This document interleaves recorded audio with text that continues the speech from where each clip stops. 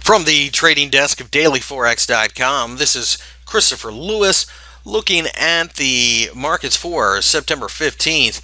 And in front of you, I have the pound dollar.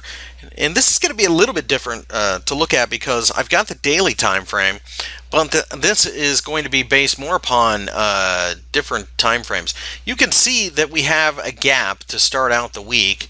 The ominous 2-hour Sunday bar here that everybody doesn't like about MT4 formed, and then this is a Monday candle. Well, we gapped lower and then we shot up to fill the gap, so now we have to ask a question.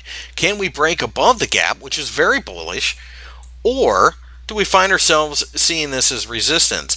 Most of the time, this ends up being resistance because it's with the trend. However, I think we have a different scenario right now, and let me show you why. On the weekly chart, we have formed a perfect hammer. The bottom of the hammer is basically at the 50% Fibonacci retracement level, just above the 160 handle.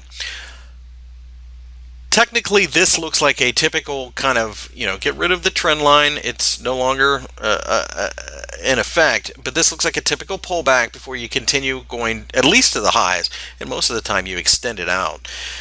That being the case, though, what's really, I think, driving this market is the Scottish referendum vote, and that comes out on Thursday.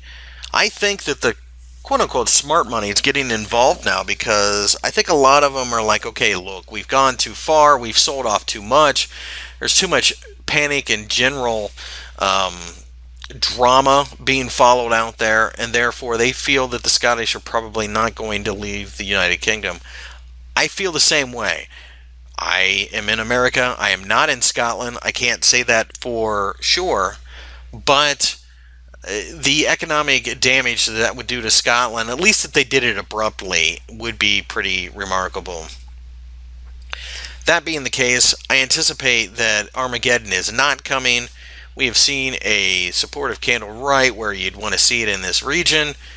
It's the right candle, it's the right place. A couple days early maybe, perhaps. But it just looks to me like the risk to the upside is much higher than the downside at this point. So with that, on a move above the top of the weekly hammer, which is the gap, essentially. And I'm going to call it 163 just for simplicity's sake. Above there, I don't see any reason why we don't go to 165. And if the Scottish vote to stay, we're probably going to slice through a whole lot of resistance. So this is one of those deals that if we pull back, I'm willing to buy a supportive candle as well. I'm just not interested in selling unless we break below 160. And the only reason I think that's going to happen is if for some reason the Scottish do leave.